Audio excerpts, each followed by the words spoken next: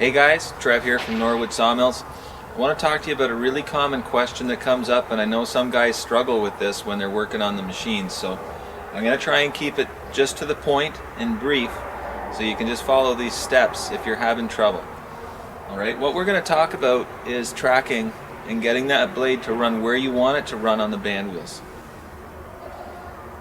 Sometimes that's a challenging thing, so number one, what you want to do is you got to get these guides out of the way. Okay, you can't bring them in until after we get that blade running where we want on the band wheels. Then we'll bring them forward and we'll set them back up, okay? After that, what we're trying to achieve is to get the gullet of this tooth flush with the front of the band wheel, okay? So when I say that, I mean the bottom of the U and the tooth, okay? We want that to be even with the front of the band wheel. If you run your finger down it, right here, should be pretty much exactly the same. Don't fine-tune, fight with it, trying to get it perfect. If it's within a 16th, that's good enough. Alright? The reason I wanted to talk about this again was I've had many conversations with guys that when they're running their machine and they're trying to track it, the blade's staying on the band wheels when they're turning, but for some reason they want to try and run the string on it again. And once your blade is staying on the band wheel, there's no need for the string anymore, okay? That's really not going to be useful to you at all. The only purpose to running the string across the band wheels is just so you can get to a point that the blade will stay on. Once the blade will stay on, all you're going to be doing is adjustments, getting it to go where you want it, alright? Now the way you do that is there's a bolt on either side of the saw head, okay, on this flat side right here. There's a 9/16 bolt. What that bolt is doing is it's pushing on the axle for this band wheel. Okay, so it's going to tip, it'll actually tip the band wheel. You know, it'll push this side out or it'll bring that side in depending on if you're tightening it or loosening it. Alright? So what you want to do, once the blade will stay on there, is you're just going to turn it slowly. You're going to make an adjustment on this side, bringing the blade the direction it needs to go, whether it's forwards or backwards. Don't try and do it all in one shot. Just give it a little adjustment. Keep an eye on the other band wheel. Come around to this side right here. Take a look. See what's happening. Make an adjustment. Again, just slight. You probably only want to turn these bolts maybe a half a turn at most, okay?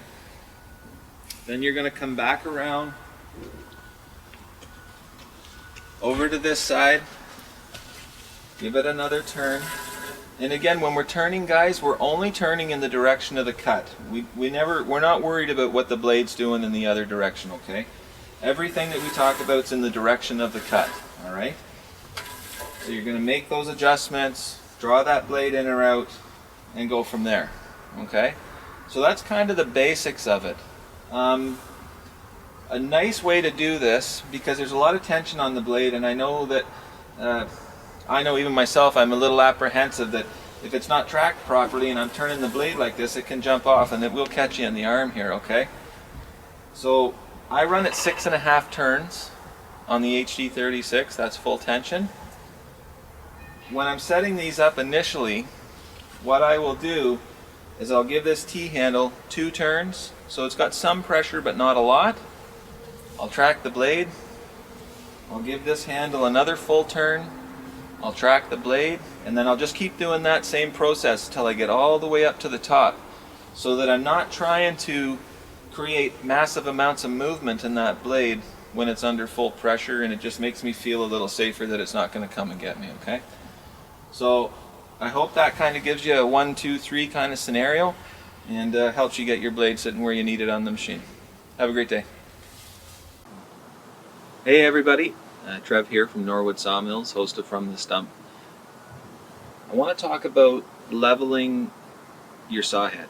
So you got your machine, you've gone through the track, you've got it set up.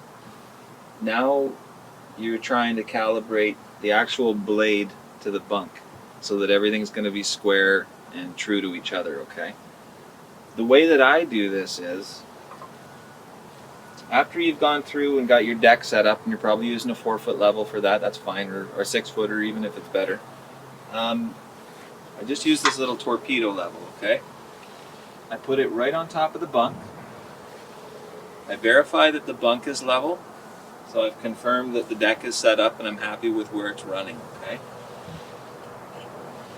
Then what you're going to want to do, now we got to get the saw head to sit true to the deck, okay? What we're concerned about is the blade,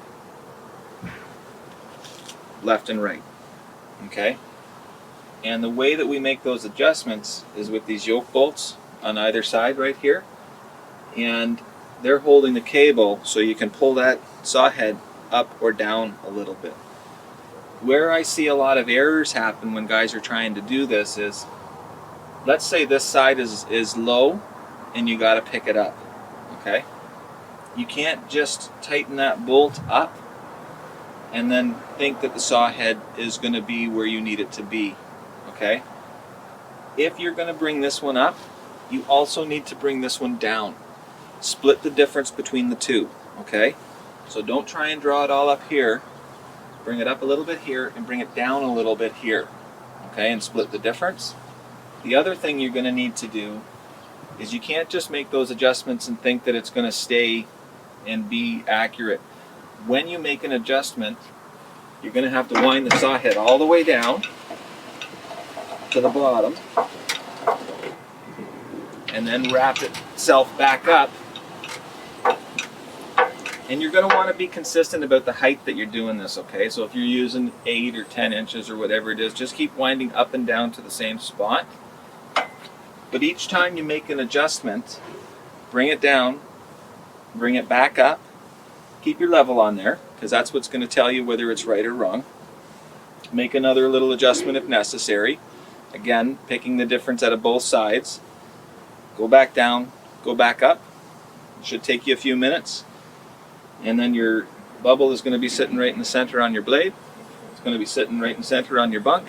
And you're going to be perfectly level with your deck. I hope that helps. Have a great day.